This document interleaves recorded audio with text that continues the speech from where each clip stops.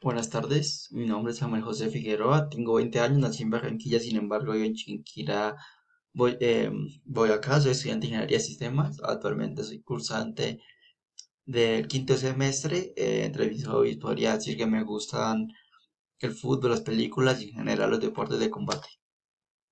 Para empezar con la presentación acerca de la evolución de las bases de datos, tenemos que empezar con la línea del tiempo. Tenemos que el nacimiento de las bases de datos, como lo conocemos estructuralmente a día de hoy, empezó en la década de 1960 debido a que, bueno, anteriormente ya habían diferentes modelos, pero el auge de las empresas, por la información que estaban generando las organizaciones y la necesidad de almacenar, llegó a que empezara como un boom de las bases de datos para entonces.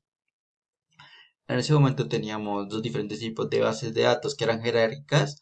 Uno de los primeros modelos que aparece fue la jerarquía jerárquica desarrollado aproximadamente por IBM y IMS en 1966. Este era, como lo dice la palabra, era un modelo de base de datos estructurado de manera, digámoslo, por niveles, por jerarquías, la que al ser una de tipo árbol, pues los niveles se caracterizaban de padres a hijos y cada hijo pues tenía una particularidad, ¿no?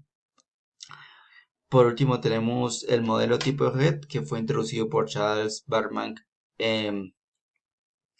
a través de su empresa Integrated Data Store en 1960. Este modelo permite relaciones complejas entre pues, diferentes tipos de registros utilizando conjuntos de registros y enlaces.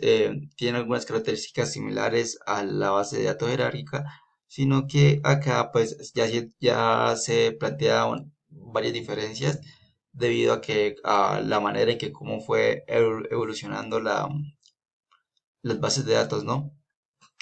Bueno, ya para la década del 70 tenemos el modelo relacional. Para entonces, pues este modelo fue el que revolucionó y cambió cómo se percibían las bases de datos, ya que un científico, Edgar Franco, definió el modelo relacional y publicó una serie de reglas para la evolución de los administradores asistentes de las asistentes de datos relacionados así con las bases de datos principales. Bueno, como dice anteriormente, este modelo pues cambió cómo se venía percibiendo las bases de datos y desde entonces se tomó este punto de partida para cómo se iban a definir en el futuro. Este proceso minimizó la redundancia y mejoró la integridad mediante las divisiones de datos en múltiples niveles. También otro dato que sucedió en esta década del 70 fue de la creación de Oracle, no sé cómo se pronuncia, pues que es una de las empresas más grandes de bases de datos hasta la actualidad realmente.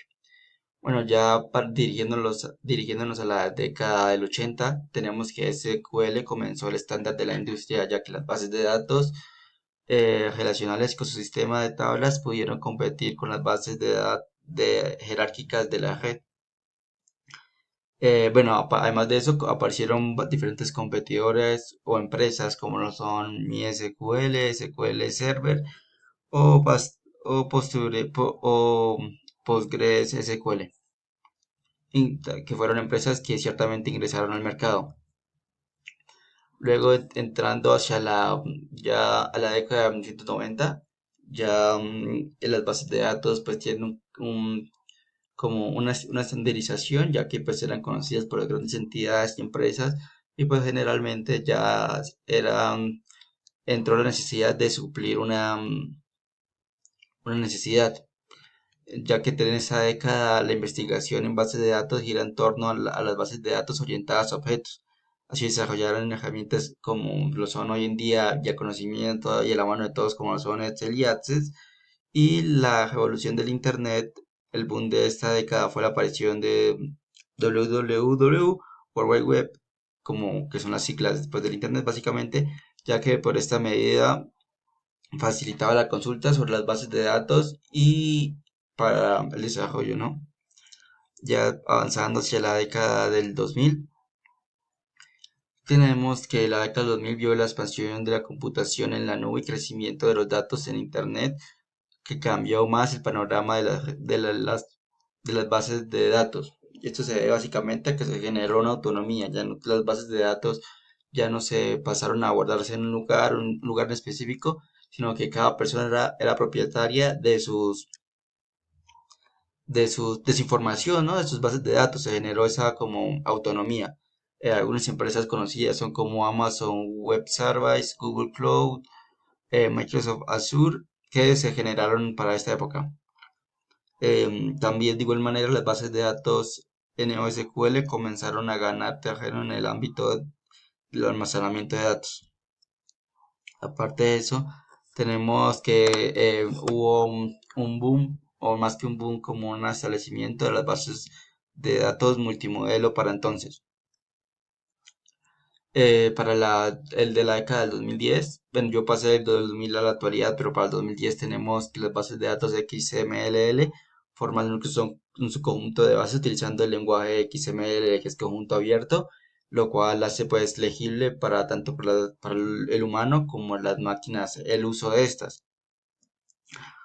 En la actualidad se destaca, para, siguiendo con la línea temporal, destacamos que las grandes tendencias que podemos ver hoy en día son, por ejemplo, el blockchain. Como blockchain, que sabemos es utilizado principalmente en criptomonedas, ha llevado a la creación de nuevas formas de almacenar y gestionar datos de manera descentralizada, algo que generalmente es de forma autónoma. También tenemos que con la aparición y de las inteligencias artificiales, las bases de datos también se han visto beneficiadas de esto. Em, con la integración de la inteligencia artificial, perdón, y el aprendizaje automático, las bases de datos modernas ahora pueden realizar análisis predictivos, optimización de consultas y administraciones automáticas de datos. Por el segundo punto tenemos conceptos seleccionados. em, Seleccionando conceptos que nos hayan llamado la atención, claves sobre la temática. Yo el primero que escogí son bases NSQL. Las bases de datos es NSQL, Not Only SQL, son un conjunto de tecnologías de bases de datos diseñadas para manejar grandes volúmenes de datos, perdón, de datos no estructurados o semiestructurados. Estas bases de datos son populares en aplicaciones web, Big Data y sistemas distribuidos. Tenemos que esos tipos de bases de datos de NSQL tienen un valor clave para almacenar datos como claves de valor, es decir, como las cuentas que uno puede llegar a tener en un banco, así, documentos, de igual manera organizan los datos de manera de columna y utilizan el sistema de grafos que almacenan los datos en nodos para que se mantengan interrelacionados entre sí los datos de cada persona o de una empresa, como pues como uno lo quiera llamar. Algunas de las ventajas que poseemos ese tipo de bases de datos está la alta escalabilidad horizontal, es decir, pueden distribuirse fácilmente en múltiples servidores, flexibilidad para manejar diferentes estructuras de datos y rendimiento rápido, ya que es de algún modo una base de datos moderna. Como segundo término, tengo que escoger el modelo relacional. El modelo relacional es el concepto base sobre el cual se convierte la mayoría de las bases de datos modernas que, bueno, se proporcionaron para entonces en 1970, como yo lo dije en la explicación de la línea del tiempo. Bueno, los principales componentes de estas bases de datos eran la tabla, la estructura básica que almacena los datos similares a una hoja de cálculo, las filas, cualquier fila representa una instancia única de la entidad, por ejemplo, una fila en la tabla cliente, pues representa pues, los datos que hay en ella. Columna, cada columna define un atributo entidad como un nombre, correo, número, la persona, etcétera. Por último tenemos claves. Primero tenemos la clave primaria, que es un identificador único para cada fila en una tabla. La clave foránea, que es un campo que se utiliza para establecerse en las tablas, por ejemplo, la tabla pedidos. Pues es como la señal, la verificación que posee. Por último, tenemos que entre las ventajas era que su uso era fácil, flexible y pues que mantenía para entonces una integridad de datos de cierta manera alta. Hablando de integridad de datos, pasamos al tercer punto, que es la integridad de datos. Es un concepto fundamental que asegura que los datos almacenados en una base de datos sean precisos, coherentes y confiables a lo largo del tiempo. Garantizar la integridad es esencial para evitar errores, mantener la confianza en los datos. Eso es quizás uno de los temas que más les inquieta a las personas a la hora de tocar el tema de tecnología, que su información esté bien protegida y no lo alcance de todos. De esto va pues esta palabra, o es mejor dicho, esas tres palabras que son integridad de datos. Poseemos varios tipos de integridad, como lo son la integridad de la entidad. Se garantiza mediante claves, asegurar que cada fila sea única y que no haya valores nudos en cada fila. Integridad referencial se garantiza mediante claves foráneas, las que hablamos anteriormente. Digamos, integridad de dominio, que es básicamente la integridad que le hace a alguien poseedor de algo. Y la integridad de usuario, que es algo más, pues, como lo dice, del usuario, del sujeto tal cual. Tenemos, bueno, pasando a la siguiente diapositiva. Tenemos que, para hablar de las tendencias, este tercer punto, yo escogí bases de datos autónomas. Bueno, yo escribí que si tuviera que elegir una base, la última y más avanzada tendencia, diría que son las bases de datos autónomas. Este concepto ha sido importante para empresas como Oracle y Amazon y combina la inteligencia artificial y el aprendizaje automático para gestionar, optimizar y optimizar automáticamente las bases de datos. Algunas de sus características, como lo dije acá, son la automatización total, perdón. Las bases de datos autónomas se encargan automáticamente de tareas como el ajuste de rendimiento, aseguran las copias de seguridad y la recuperación ante fallos. Autocorrección detectan y solucionan problemas por sí mismas. Ajuste dinámico, adaptan y configuran en tiempo real según los cargos de trabajo para mantener un rendimiento óptimo, sí, óptimo, que si pues, sin importar que la carga sea alta, pues se mantenga de la forma ideal. Por último tenemos autoescalado, que es un ajuste automático para recursos según lo demande los datos, sin necesidad pues de hacerlo de forma manual, ¿no? Sino pues como está la tendencia o como podemos observar, es de manera automática el avance, ¿no?